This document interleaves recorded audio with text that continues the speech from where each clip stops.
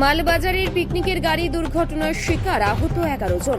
নবনির্মিত বাগড়াকোটের লোককুলে পিকনিক করতে গিয়ে দুর্ঘটনার শিকার হলেন মালবাজার শহরের একাধিক বাসিন্দা। ঘটনা প্রসঙ্গে জানা যায়, বৃহস্পতিবার মালবাজার থেকে আনুমানিক 13 জন আইসিডিএস কর্মী অর্ধসমাপ্ত বাগড়াকোটের লোককুলে পিকনিক করতে যান। ফেরার সময় তাদের পিকনিকের ম্যাজিক গাড়ির রাস্তার ধারে থাকা সিমেন্টের ব্লকে ধাক্কা মেরে উল্টে যায়। গাড়িতে থাকা প্রত্যেকেই গুরুতর জখম হয়। তাদের গাড়ির পেছনেই থাকা মালবাজারের আরও কিছু বাসিন্দা উদ্ধার কাজে হাত লাগায়।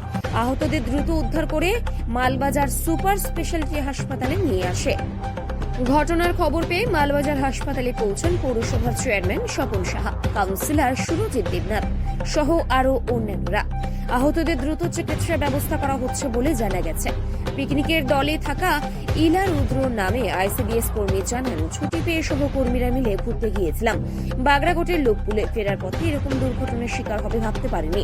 উদ্ধারকারী দুর্ঘটনা, যারা আহত হয়েছে বা রেফার হয়েছে তাদের দ্রুত সুস্থতা কামনা করি এবং যারা এই ব্রিজটা নির্মাণ করছেন অবিলম্বে সম্পূর্ণ না হওয়া পর্যন্ত পর্যটকদের জন্য আটকে দেওয়া উচিত।